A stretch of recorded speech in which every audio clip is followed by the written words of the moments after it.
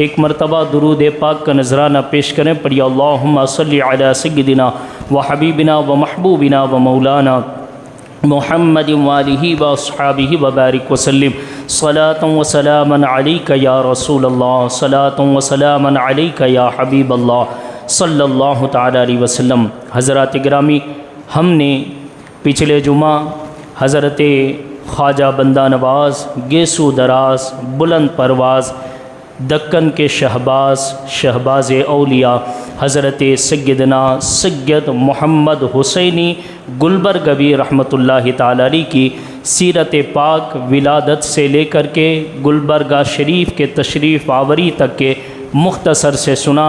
अब यहाँ से कुछ और बातें हम आगे सुनने जा रहे हैं। हज़रत गेसू दराज बंदा नवाज़ रहमतुल्लाहि ताला अलैह की ज़ात पाक सिलसिला चिश्तिया के उन अज़ीम बुज़ुर्गों में शामिल हैं, बल्कि ये कहा जाए तो बड़ा मुनासिब होगा कि सिलसिला चिश्तिया के उन तन्हा हस्तियों में से है जिनका न सिर्फ सूफिया में शुमार होता है, बल्कि जिनका नाम बड़े बड़े मुफस्सिरीन, मुहद्दिसीन, शारिहीन और उलमा में नाम शुमार होता है। आप अक्सर सुनते हैं कि सिलसिले चिश्तिया के जो बुज़ुर्गान दीन हैं उनको सूफिया के नाम से पहचाना जाता है। इस सिलसिले में अक्सर सूफिया गुज़रे हैं। मतलब ये होता है कि इनको रूहानी दुनिया से ज़्यादा ताल्लुक़ात होते हैं, और जो आलिमी दुनिया से जो ताल्लुक़ात हैं जैसा कि पढ़ना पढ़ाना, लिखना लिखाना, किताबें लिखना, बड़े कम ऐसे हस्तियाँ सिलसिले चिश्त में नज़र आती हैं जो रूहानी दुनिया के साथ साथ एक इल्मे ज़ाहिरी की दुनिया में भी लोगों को फैज़ बांटती हुई नज़र आती हैं। जैसा कि सरकार गरीब नवाज़ रज़ी अल्लाह ताला अन्हु की ज़ात पाक हैं, हज़रत निज़ामुद्दीन औलिया की ज़ात पाक हैं, हज़रत नसीरुद्दीन चिराग़ देहलवी की ज़ात पाक हैं। तो ये कुछ कम नाम ऐसे मिलते हैं सिलसिला चिश्तिया में जिनकी रूहानी दुनिया के साथ साथ एक इल्मी मैदान में भी बड़ा वसी नज़र आता है। हज़रत ख्वाजा बंदा नवाज़ भी उस मैदान के एक शहसवार हैं।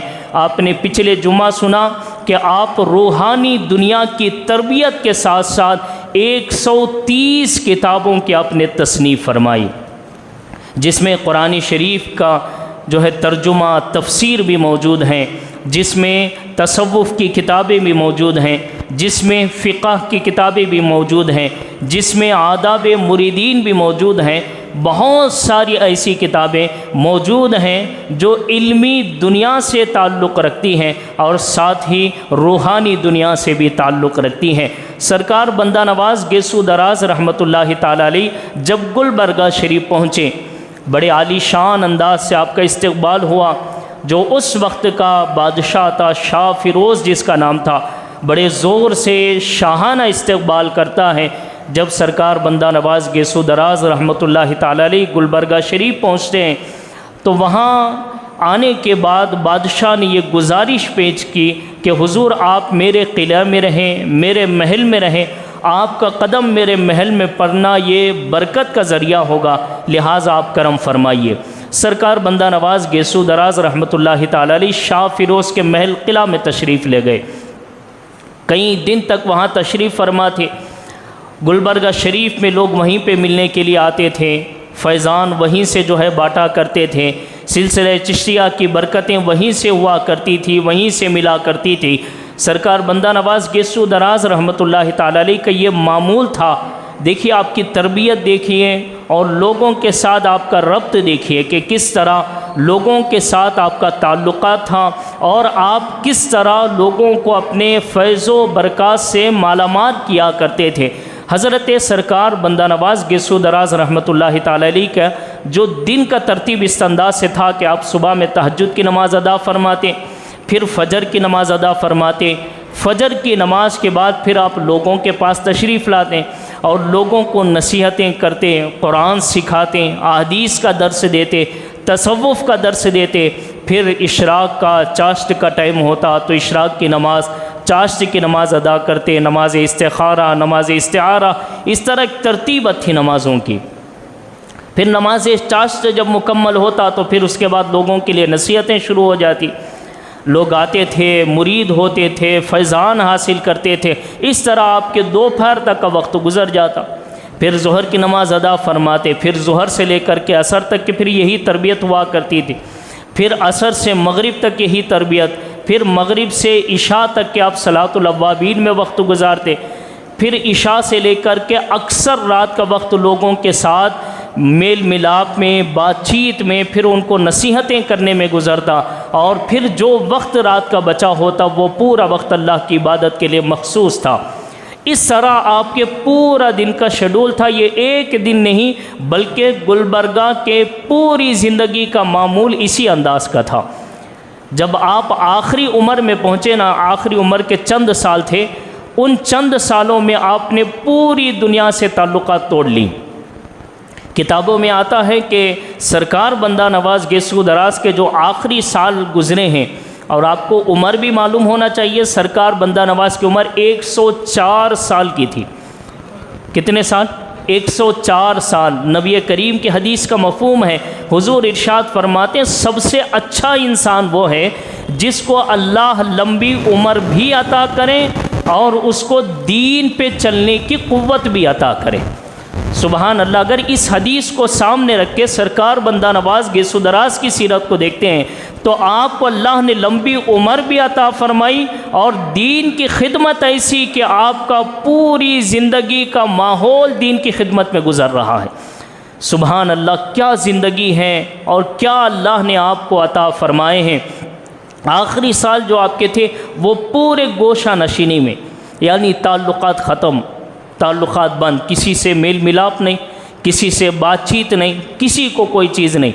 और उस वक्त माहौल कैसा था? आपके जो बड़े बेटे हैं ना, सैयद अकबर हुसैनी, ये फरमाते हैं कि मैं चंद किताबें आखिरी साल में जो है सरकार बंदा नवाज़ के चंद किताबें मैं ख़ुद तहरीर करता और तहरीर करते मैं वालिद की बारगाह में लाता और एक दो मरतबा नहीं, कभी कभी 6-6, 7-7 मरतबा वो किताब पढ़ के सुनाता। वालिद की बारगाह में 6-6, 7-7 मरतबा मैं पढ़ के सुनाता। और मेरे किताब ख़त्म होने के बाद मेरे वालिद बुज़ुर्गवार ये फरमाते थे, सरकार बंदा नवाज़ अपने बड़े बेटे से फरमाते थे कि बिल्कुल ये जो मेरे बड़े बेटे की तहरीर है, जो इसके लिखने का अंदाज़ा है, वो बिल्कुल मुझ बंदा नवाज़ का अंदाज़ा है। अल्लाह का शुक्र है कि अल्लाह ने मेरे कलम की ताकत मेरे बड़े बेटे में अता फरमाई। अब आप अंदाज़ा लगाइए, जब बेटे की शान ये है कि सरकार बंदा नवाज़ ख़ुद फरमा रहे हैं कि ये बिल्कुल मेरे तहरीर का अंदाज़ा है, तो बाप के इल्मी मकाम और आपकी रूहानियत के मकाम व मर्तबे क्या होंगे।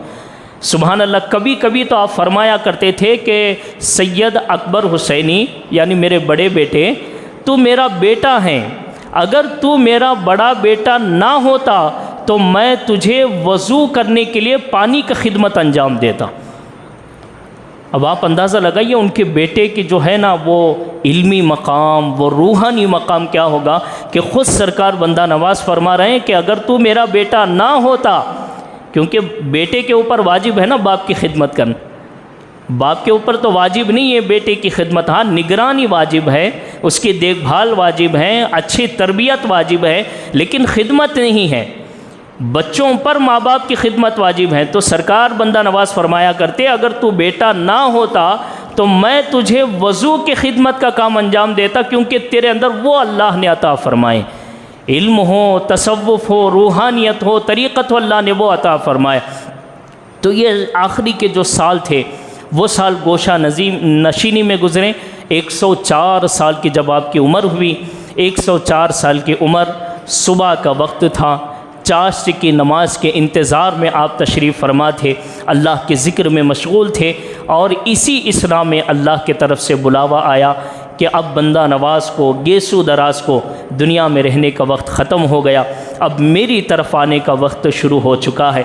लिहाजा अल्लाह का जैसा ही पैगाम हुआ, अल्लाह ताला के तरफ से ये क़ज़ा, ये तकदीर जब सरकार बंदा नवाज़ को सुनाई गई तो फिर सरकार बंदा नवाज़ ने अल्लाह का शुक्रिया अदा करते हुए, लब पर अल्लाह ताला के ज़िक्र व अस्कार करते हुए, कलमा तय्यबा का विर्द करते हुए आप इस दुनिया फ़ानी से रुखसत होते हैं। आपके बड़े बेटे सैयद अकबर हुसैनी ने आपको गुस्ल दिया और आपको कफन भी पहनाया और आपके कब्र में ख़ुद उतारा और आपके मज़ार भी ख़ुद अपने हाथों से आपके बड़े बेटे ने फरमाए।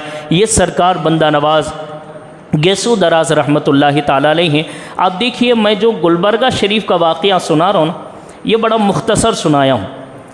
विलादत से लेकर के गुलबर्गा शरीफ आने तक की एक तफसील है किताबों में, लेकिन गुलबर्गा शरीफ के जो अय्याम हैं, इन अय्याम के ताल्लुक़ से किताबों में तफसील से नहीं बयान किया गया। इसकी वजह क्या है, औलिया कराम बयान फरमाते हैं, क्योंकि वजह ये है कि गुलबर्गा शरीफ के अगर इन सालों को आप गिनेंगे, सरकार बंदा नवाज़ के कितने साल थे? एक किताब के मुताबिक 25 साल की आपकी ज़िंदगी गुलबर्गा शरीफ की थी, एक किताब के मुताबिक 30 साल की आपकी ज़िंदगी थी। अगर हम 25 या 30 साल भी गुलबर्गा शरीफ के मानेंगे तो इस 3 सालों में, इन 25 सालों में आपकी सिर्फ़ एक ही मंशा, एक ही काम था, और वो काम अल्लाह और अल्लाह के रसूल का पैगाम लोगों तक पहुंचा सकूं, बस ही पैगाम था। आप करामतें भी उठाएंगे ना, सरकार की किताबें उठाएंगे तो करामतें भी बड़ी कम मिलेंगी आपको। एक करामत आपको मिलती है जो बड़ी मशहूर है कि आप फरमाते हैं कि मैं और मेरा एक पीर भाई सरकार बाबा फरीदुद्दीन गंजे शकर रहमतुल्लाहि ताला अलैहि के मज़ार पाक की ज़ियारत के लिए हाज़िर हुए। जब हमारी हाज़िरी वहाँ हुई तो हमारे एक दोस्त थे, उनके घर में रुकने का मौका मिला। तो घर के करीब एक छोटा सा गली था, वो गली ऐसी थी कि उस गली में जिन्नातों का पड़ाव था, डेरा डाले हुए थे, और जो भी वहाँ आता या उस रास्ते से गुज़रता तो जिन्नात उसको परेशान करके रखते थे। कोई भी वहाँ से गुज़रने की हिम्मत नहीं कर सकता था। जब मैं मेरे दोस्त के घर हाज़िर हुआ तो मेरे दोस्त ने पूरा वाक़या सुनाया कि इस गली से किसी को जिन्नात गुज़रने नहीं देते, अजीब कैफियत होती है, अजीब माहौल होता है, यहाँ से गुज़रने के लिए लोग डरते हैं, किसी को समझ में नहीं आता कि क्या करें। अब देखिए, सरकार बंदा नवाज़ गेसू दराज की रूहानियत क्या है। आप फरमाते हैं कि आज की रात मुझे छोड़ दो, मैं गली में ठिकाना रखना चाहता हूँ। आप गए, गली में अपना पड़ाव किया, ठहरे बैठे, अल्लाह की इबादत में मशगूल हो गए। अचानक ज़ोरदार आवाज़ें गली में शुरू हो गई। किताबों में आता है कि कभी सांप की शक्ल से कुछ चीज़ें आती थी, कभी शेर की शक्ल से, कभी हाथियों की शक्ल से कुछ बड़ी बड़ी चीज़ें आवाज़ें देती हुई गुज़रती, और बज़ाहिर सरकार बंदा नवाज़ को डराने की कोशिश करती। आप अल्लाह के ज़िक्र में मशगूल थे, वज़्ज़ की कैफियत में, इस्तिग़राक़ की कैफियत में थे। जैसे ही जिन्नातों की आवाज़ आई तो सरकार बंदा नवाज़ गेसू दराज आँख खोलते हैं, सिर्फ़ एक जुमला था, एक ही जुमला, सालों के जिन्नातों का ठिकाना। सालों के जिन्नातों ने वहाँ जो है लोगों को डराया हुआ था। सरकार बंदा नवाज़ की रूहानियत देखिए, एक जुमला था, आपने फरमाया यहाँ सैयद मोहम्मद हुसैनी हैं, अब यहाँ दोबारा नहीं आना। कितने जुमले थे? कुछ भी नहीं। मैं अल्लाह का वली हूँ, मेरा मकाम ये है, मेरा मर्तबा ये, कुछ भी नहीं था। एक जुमला था, सैयद मोहम्मद हुसैनी यहाँ है, दोबारा नहीं आना। आपके दोस्त फरमाते हैं कभी भी फिर उस गली में जिन्नात का गुज़र नहीं हुआ। ये है सरकार बंदा नवाज़ गेसू दराज रहमतुल्लाहि ताला अलैहि। देखो, ये दुनियावी करामतें हैं ना, जैसे किसी चीज़ को उठा दिए या किसी चीज़ को ज़मीन से गिरा दिए या कोई और करामतें हो गई, ये करामतें ताल्लुक़ रखती हैं दुनियावी चीज़ों से। लेकिन ये जिन्नात का जो है ना, ये एक अलग मामला है। जिन्नात की ताकत अलग है, जिन्नातों को जो है ना अलग चीज़ें मिली हुई हैं। जिन्नातों पर अगर काबू पा जाए ना तो फिर उस करामत का जो मकाम होता है वो बड़ा ऊंचा होता है। जैसा कि सरकार गौसे पाक रज़ी अल्लाह ताला अन्हु, सरकार गौसे पाक की बारगाह में बड़े बड़े जिन्नात के काफ़िले हाजिर होते और आपस में जो झगड़े होते थे ना, वो झगड़े सरकार गौसे पाक की बारगाह में हल किया करते थे। तो तो इसी तरह सरकार बंदा नवाज गेसू दराज रहमतुल्लाहि ताला अलैह को सिलसिला चिश्तिया के वो फैज़ान मिले थे कि जहां आप कदम रखते थे फिर कोई सी जिन्नात की हिम्मत नहीं होती थी कि उस रास्ते में किसी को परेशान करे। अब इससे आप अंदाज़ा लगा सकते हैं कि सरकार बंदा नवाज की रूहानी दुनिया में कितना ऊंचा मकाम है कि जिन्नात रास्ते से भी गुज़रने में डरते हैं। और सरकार बंदा नवाज गेसू दराज रहमतुल्लाहि ताला अलैह जब गुलबर्गा शरीफ आते हैं, आपके इन 25-30 साल ज़िंदगी में करामतें आपने बड़ी कम दिखाई हैं, तरबियत आपने ज़्यादा फरमाई है। अब मैं तरबियत के आपके एक दो वाक़यात सुनाता हूँ, ज़रा गौर से सुनिए आपकी तरबियत कैसे हुआ करती थी।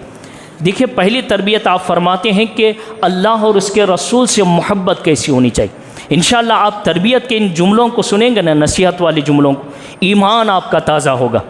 आप फरमाते हैं, सरकार बंदा नवाज एक मरतबा बयान कर रहे थे, आपने फरमाया कि एक मिसाल से, एक वाक़ये से मैं तुम्हें मिसाल समझाना चाहता हूँ। आपने फरमाया कि एक शख्स है जो किसी पर्दा फरोश यानी कपड़े बेचने वाला, बुरक़े बेचने वाले के दुकान के पास हाजिर हुआ।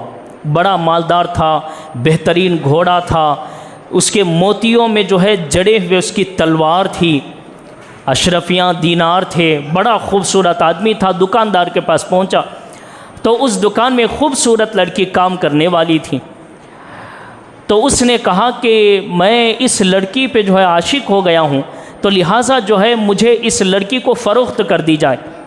ये कैसे भी नौकरानी है, ग़ुलाम है, तो लिहाजा इस नौकरानी को बेच दी जाए, इस कनीज़ को मैं ख़रीदूँगा। तो दुकानदार ने कहा कि भाई क्या हुआ तुझे, क्यों अचानक जो है इसको ख़रीदने की बातें करता है। तो उसने कहा कि इसकी सूरत, इसकी बनावट, इसकी खूबसूरती इतनी है कि मैंने इस जैसी लड़की को नहीं देखा, तो लिहाजा मैं जो है इसको ख़रीदना चाहता हूँ। तो दुकानदार ने कहा पक्का ख़रीदोगे? कहा हाँ ख़रीदूँगा।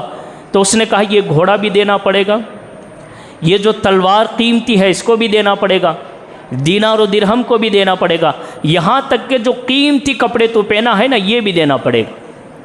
तो उस शख्स ने क्या किया, तलवार भी दे दिया, कपड़े भी दे दिए, घोड़ा भी दे दिया, दीनार और दिरहम भी दे दिए, और उल्टा उधार में उससे कपड़ा मांगा कि मैं सतर छुपा लूँ। उधार में कपड़ा मांगा और सतर छुपा लिया और लड़की को हाथ पकड़ के ले जाने लगा। तो सरकार बंदा नवाज गेसू दराज की अब नसीहत देखिए, आप मुरीदों से पूछते हैं कि मुझे ये बताओ कि उसने सोना क्यों दिया, तलवार क्यों दिया, अपने कपड़े क्यों उतार दिए, अपना घोड़ा क्यों दिया? तो कहा क्योंकि उसको उस लड़की से मोहब्बत हो गई थी। यही जवाब निकलता है ना, क्योंकि उसको उस लड़की से मोहब्बत हो गई थी इसलिए सब कुछ कुर्बान कर दिया। तो सरकार बंदा नवाज फरमाते हैं कि यही चीज़ मैं तुम्हें समझाना चाहता हूँ, तुम अल्लाह और उसके रसूल से ऐसी मोहब्बत करो कि हर चीज़ कुर्बान कर दो उनके नाम पे। अपना वक्त भी अल्लाह और उसके रसूल के लिए, अपना खाना पीना भी अल्लाह और उसके रसूल के लिए, अपना चलना फिरना भी अल्लाह और उसके रसूल के लिए। इस तरह तरबियत सरकार बंदा नवाज की हुआ करती। अब ज़रा देखिए, आज हम जो हैं तकरीबन 650 साल 700 साल के करीब के बाद ये उनकी ज़बान से निकले हुए वाक़यात सुना रहे हैं, तो हमारी दिल की कैफियत अलग होती है। जब सरकार बंदा नवाज ख़ुद सुना रहे होंगे तो उनकी ज़बान की कैफियत क्या होगी, फिर लोगों के मुर्दा दिल ज़िंदा होते होंगे कि नहीं होते होंगे। अल्लाह अकबर। एक और जगह आप नसीहत फरमाते हैं, आप फरमाते हैं कि ढोल और दुनिया को कभी गौर किया है? ढोल और दुनिया को कभी गौर किया है? तो लोगों ने कहा हुजूर क्या समझाना चाहते हैं? तो सरकार बंदा नवाज ने फरमाया ढोल जो है ना एक अजीब कैफियत का बनता है, उसकी शक्ल अजीब होती है, कैफियत अलग होती है, और जब ढोल को दोनों तरफ से मारा जाता है तो आवाज़ कैसी आती है? बड़ी बुलंद और भयानक आवाज़ आती है। तो आपने फरमाया जब कोई ढोल के करीब पहुंचता है और वो जो ढोल का चमड़ा बांधा हुआ है उसको निकालता है तो वो देखता है कि ढोल के अंदर कुछ भी नहीं है। होता है क्या? नहीं होता। ढोल के अंदर कोई चीज़ हो तो आवाज़ नहीं आती, खाली होता है, दोनों तरफ से चमड़ा बांधा जाता है इसलिए आवाज़ आती है। तो आप फरमाते हैं बिल्कुल दुनिया ऐसी है, बाहर से बड़ी भयानक दिखती है, बाहर से बड़ी ही अजीब दिखती है, और जब दुनिया के पीछे पड़ो तो जिस तरह आवाज़ निकलती है ना इस तरह दुनिया तुम्हें मस्त कर देती है। लेकिन जब दुनिया में झांकोगे तो कुछ नहीं मिलेगा, कुछ नहीं मिलेगा। लोगों ने पूछा कि हुजूर क्या समझाना चाहते हैं? आपने फरमाया मैं ये समझाना चाहता हूँ दुनिया के पीछे ना पड़ना, और इस तरह ना पड़ना कि अल्लाह को गुम कर दो, अल्लाह के रसूल को गुम कर दो। मैं ये बताना चाहता हूँ जितनी ज़रूरत है उतना ही दुनिया के पीछे रहो, बाकी अपना सारा वक्त अल्लाह और उसके रसूल के लिए खर्च कर दिया करो। ये असल तसव्वुफ़ है, ये होती है तसव्वुफ़ की बातें। भाई ऐसा नहीं कि एक जगह बैठे नमाज़ें भी जा रही, रोज़े भी जा रहे हैं, सब जा रहे हैं, इसको तसव्वुफ़ नहीं कहते। तसव्वुफ़ उसको कहते हैं कि बंदे को अल्लाह और उसके रसूल से करीब कर दे, ये तसव्वुफ़ होता है। एक और जगह आप नसीहत करते हुए कहते हैं कि मुझे लोगों पर बड़ा अजीब लगता है, बड़ा अजीब लगता है। लोगों ने कहा कि हुजूर किन लोगों पर अजीब लगता है?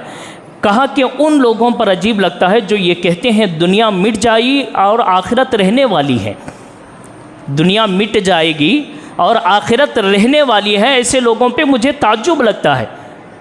लोगों ने पूछा कि हुजूर इसमें ताज्जुब की क्या बात है, ये तो अक़ीदा है कि दुनिया मिट जाएगी और आखिरत रहने वाली चीज़ है। तो आपने फरमाया कि ना, मेरे बात का मतलब ये नहीं है, मेरे बात का मतलब ये है कि लोग ज़बान से तो कहते हैं कि दुनिया मिट जाएगी, आखिरत रहने वाली है, लेकिन अजीब है जो कह रहा है ना, जो बोल रहा है, वो तो ज़बान से बोल रहा है लेकिन दुनिया के पीछे पड़ा है जो फ़ना होने वाली है। अपना वक्त सारा दुनिया में लगाया है जो फ़ना होने वाली है, अपना दिन लगाया है जो फ़ना होने वाली है, अपना रात लगाया है जो फ़ना होने वाली है। और जो ये कह रहा है कि आखिरत बाकी रहने वाली है, उस आखिरत के लिए 5 वक्त की नमाज भी नहीं पढ़ रहा है, उस आखिरत के लिए अल्लाह की इबादत भी नहीं कर रहा है, उस आखिरत के लिए नमाजें भी नहीं पढ़ रहा है, इबादतें भी नहीं कर रहा है, याद भी नहीं कर रहा है। आप फरमाते हैं ताज्जुब है इसके ऐसे बंदे पर जिसे मालूम है कि दुनिया चले जाएगी, आखिरत रहेगी, लेकिन ये दुनिया में गुम हो के आखिरत को भुला दिया है। सुभान अल्लाह, कितनी प्यारी नसीहतें, कैसा तसव्वुफ़ है। और आप मुरीद कैसे बनाते थे, आखिरी जो है आपके पीरी मुरीदी के ताल्लुक़ से सुना के दर्स ख़त्म करूँगा। आप ज़रा देखिए कि सरकार बंदा नवाज़ मुरीद कैसे बनाते थे और तरबियत कैसे फरमाते थे अपने मुरीदों को। लिखा जाता है, सीरत निगार लिखते हैं कि सरकार बंदा नवाज़ गेसू दराज रहमतुल्लाहि ताला अलैह जब मर्दों को मुरीद बनाते तो मुरीद का हाथ अपने हाथ में लेते और हाथ में लेने के बाद आप ये फरमाया करते थे मैं कमज़ोर हूँ। कौन फरमा रहे? सरकार बंदा नवाज़, मैं कमज़ोर हूँ, मेरे हाथ कमज़ोर हैं, तो लिहाजा मैं अपने हाथों से तुझे बैअत नहीं करा रहा हूँ, बल्कि आप फरमाते हैं मैं अपने ताकतवर ख्वाजा, उनके ताकतवर ख्वाजा, उनके ताकतवर ख्वाजा के हाथ में हाथ दे रहा हूँ। गहराई को नहीं समझे आप। आज का जो पीर होता है ना, आज का पीर जब हाथ देता है ना, सबसे पहले अपनी तारीफ़ शुरू कर देता है कि जनाब मेरा ख़ानदान ये है, मेरा सिलसिला ये है, मेरा ये है, मेरी ताकत ये। लेकिन बंदा नवाज़ के मुरीद बनाने का अंदाज़ देखिए, मैं कमज़ोर हूँ, मेरे हाथ कमज़ोर हैं, लेकिन मेरा शेख ख्वाजा नसीरुद्दीन बड़ा ताकतवर है, उनके शेख निज़ामुद्दीन औलिया बड़े ताकतवर हैं, उनके शेख हज़रत ख्वाजा फ़रीदुद्दीन बड़े मज़बूत हैं, उनके शेख ख्वाजा कुतुबुद्दीन बड़े मज़बूत हैं, उनके शेख ख्वाजा गरीब नवाज़ मोइनुद्दीन चिश्ती बड़े मज़बूत हैं। लिहाजा मैं अपने कमज़ोर हाथ में हाथ नहीं दे रहा हूँ, तेरा हाथ मज़बूत लोगों के हाथ में दे रहा हूँ। अब ये कहने के बाद क्या फरमाते थे? आप कहते थे मैं तुझे मुरीद बनाने से पहले ये इकरार लेना चाहता हूँ, अपनी ज़बान और निगाह की हिफाजत करेगा। ये मुरीद नहीं बना रहे, सिर्फ हाथ में हाथ रख के अभी इकरार ले रहे हैं, एजाब व कबूल करा रहे, जैसे निकाह में होता है ना कि अल्हम्दुलिल्लाह अल्हम्दुलिल्लाह मुझे कबूल है, तो इस तरह पहले एजाब व कबूल करा रहे कि मैं अपने कमज़ोर हाथों से बड़े बड़े ख्वाजाओं के हाथ में हाथ दे रहा हूँ, लेकिन निगाह और ज़बान की हिफाजत करोगे। वो कहता अल्हम्दुलिल्लाह कबूल है। तो फिर आप फरमाते तरीक़त और शरीयत को साथ में लेके चलोगे, सिर्फ तरीक़त नहीं, सिर्फ शरीयत नहीं, तरीक़त और शरीयत को साथ में लेके चलोगे। ये नसीहत है आखिरी तक आने वाले तरीक़त वालों के लिए कि आज तरीक़त का नाम लेके जो शरीयत को बड़े पीछे डाल रहे हैं ना, शरीयत क्या है? शरीयत ज़ाहिरी इबादतों का नाम है, तरीक़त उसके अंदर की रूहानियत का नाम है। तो ख्वाजा बंदा नवाज़ फरमाया करते थे तरीक़त और शरीयत को दोनों की हिफाजत करोगे मुरीद कहता कि जी हाँ अल्हम्दुलिल्लाह मैंने कबूल किया। फिर फरमाते थे अब लाओ अल्हम्दुलिल्लाह रब्बिल आलमीन, मैं भी तुझे मुरीद बनाने के लिए तैयार हूँ। यानी मुरीद बनने से पहले मुरीद की तरबियत कैसे फरमा रहे हैं, निगाह की हिफाजत, ज़बान की हिफाजत, शरीयत की हिफाजत, तरीक़त की हिफाजत। अब ज़रा देखिए, निगाह और ज़बान ये ज़ाहिरी हैं, शरीयत और तरीक़त ये बातिनी हैं। आप फरमाते हैं कि ये ज़ाहिरी की भी हिफाजत करना है, बातिनी की भी हिफाजत करना है, तब जाके तुझे ख्वाजा मोइनुद्दीन के फैज़ान हासिल होंगे, तब जाके तुझे ख्वाजा कुतुबुद्दीन के, बाबा फरीदुद्दीन के और निज़ामुद्दीन औलिया के फैज़ान हासिल होंगे। अल्लाह अकबर। फिर आप जो हैं कैंची बांधे बैठते थे मुरीदों को, जिस तरह ये कैंची होती है ना, इस तरह कैंची में हाथ पकड़ते थे। फिर उसके बाद बाएं जानिब के, पहले दाएं जानिब के कुछ बाल कट करते, फिर बाएं जानिब के कुछ बाल कट करते, और बाल कट करने के बाद सरकार बंदा नवाज नारे लगाते, नारे तकबीर, अल्लाह अकबर, नारे रिसालत, या रसूल अल्लाह, तकबीर फरमाते। और तकबीर फरमाने के बाद आप मुरीद को अता फरमाते और कहते जाओ 2 रकात नफिल नमाज पढ़ के आओ। पहले से तरबियत देखिए मुरीद की, ये फ़र्ज़ नमाज की बात नहीं, नफिल नमाज़ों की तरबियत दे रहे हैं। फ़र्ज़ छोड़ना तो बहुत बड़ा गुनाह है, लेकिन नफिल की भी पाबंदी करना है। 2 रकात नफिल पढ़ के आओ। जब नफिल पढ़ के आता तो आप मुरीद से कहते 5 वक्त की नमाज जमात के साथ पढ़ना है, 5 वक्त की नमाज जमात के साथ पढ़ना है। नमाज जुमा और जुमे का गुस्ल शरई उज़ुर के अलावा कभी छोड़ना नहीं है। जुमे की नमाज तो दूर की बात है, गुस्ल भी नहीं छोड़ना है। ये पहले मुरीद बनाने के लिए शर्तें थी। आप फरमाते थे कि जुमे की नमाज की पाबंदी और गुस्ल जुमा की पाबंदी। फिर उसके बाद मगरिब की नमाज के बाद 2-2 रकात करके 6 रकात सलातुल अव्वाबीन पढ़ना है। किस तरह पढ़ना है? आप फरमाते हैं 1-1 रकात में 7 मरतबा सूरह इखलास, 1 मरतबा सूरह फलक, 1 मरतबा सूरह नास। इस तरह 6 रकात सलातुल अव्वाबीन की पढ़ना है। फिर आप फरमाया करते थे उसके बाद सलाम फेरो, सलाम फेरने के बाद सजदे में सर रख के 3 मरतबा या हय्यु या क़य्यूम सब्बितनी अलल ईमान 3 मरतबा पढ़ना है। फिर आप फरमाया करते थे इशा की नमाज के बाद 2 रकात नफिल पढ़ना, और नफिल कैसे पढ़ना है? सूरह फातिहा के बाद 10-10 मरतबा सूरह इखलास पढ़ना, और फिर उसके बाद 70 मरतबा या वहाब पढ़ना है। फिर आप फरमाया करते थे उसके बाद जो औज़ार हैं, अज़कार हैं, और फिर जो औराद हैं, वजीफ़े हैं, ये सारी चीज़ें करना। आप फरमाया करते थे उर्दू के 13, 14, 15 को भी रोज़े रखना है। अगर आज के मुरीद को बोले तो इतना कहाँ रहता भाई? आज का मुरीद तो बोलता छोड़ो जी, आपके पीरी मुरीद इतना खो मुझे बोलता है ना। तो लेकिन ये तरबियत देखिए एक पीर की कैसे होती है। जब मुरीद को रूहानी दुनिया तक पहुंचाने का जब पीर को जज्बा होता है ना, अल्लाह और उसके रसूल तक पहुंचाने का जब जज्बा होता है, तो फिर तरबियत ऐसी हुआ करती है। इसलिए मैं बार बार ये अर्ज़ करता हूँ कि आप मुरीद हैं, नमाज़ों से करीब हो जाइए। आप मुरीद हैं, रोज़ों से करीब हो जाइए। आप मुरीद हैं, तस्बीहात से करीब हो जाइए। आप मुरीद हैं तो ज़िक्र व अस्कार से करीब हो जाइए, क्योंकि पीर का दामन ये अल्लाह और उसके रसूल तक पहुंचाने का ज़रिया होता है। और ये जितने औराद, वजीफ़े और इबादतें होती हैं, ये उस सिलसिले के फैज़ान के लिए मजबूत चीज़ें बन जाती हैं। और फिर जब औरतों को मुरीद करते तो तरीक़ा देखिए, बड़ा अनोखा तरीक़ा मैंने पढ़ा है। सरकार बंदा नवाज जब औरतों को मुरीद बनाते तो एक बड़ा तश्त रखा जाता, बाल्टी की तरह बहुत बड़ी चीज़ रखी जाती, उसमें पानी भरा होता, और फिर बीच में पर्दा होता। पर्दे के उधर जो है खातून बैठती, सरकार बंदा नवाज इधर बैठते, और सरकार बंदा नवाज अपनी शहादत की उंगली को कपड़ा लपेटते।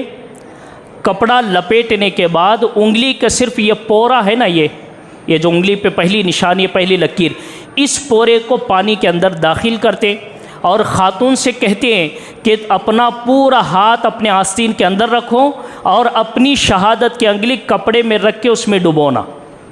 अल्लाह अकबर, क्या पर्दे का एहतमाम है। आज के पीरो मुरीदी में कहाँ है भाई पर्दे का एहतमाम?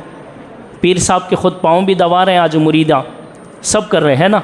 लेकिन ये पीरी मुरीदी का जज्बा देखो, बुरा मत मानो, मैं कभी पीरी मुरीदी के बारे में बोलता हूँ तो लोग बुरा मान जाते। क्या भाई कभी पीरी मुरीदी के बारे में, लेकिन ये असली पीरी मुरीदी हैं जो पर्दे के अहतमाम, जो इबादतें बताती है। देखिए उंगली रखा, फरमाया कि औरतों को आप फरमाया करते थे 5 वक्त की नमाज़ों की पाबंदी करना, शोहर की खिदमत करना, माँ बाप की खिदमत करना, और आखिरी में फरमाते थे तुम्हारे लिए कोई बड़े बड़े वजीफ़े नहीं, 2 वजीफ़ा हैं, एक या वहाबू, एक अस्तगफिरुल्लाह पढ़ो, बस इसकी पाबंदी करो, इंशाअल्लाह ताला तुम्हें सिलसिला चिश्तिया के फैज़ान जारी होंगे। इस तरह सरकार बंदा नवाज़ गेसु दराज रहमतुल्लाहि ताला अलैह के फैज़ान बरकतें थी जो आज भी आपके मज़ार पाक में बाँटी जा रही है। बस हमें यकीन के साथ अगर आज भी हम गुलबर्गा पहुँचे, वहाँ दुआएं करें, यकीन रखें, तो इंशाअल्लाह ताला आज भी हमें सरकार बंदा नवाज़ की बरकतें हासिल होंगी। अल्लाह से दुआ है अल्लाह ताला हम तमाम को सरकार बंदा नवाज़ गेसु दराज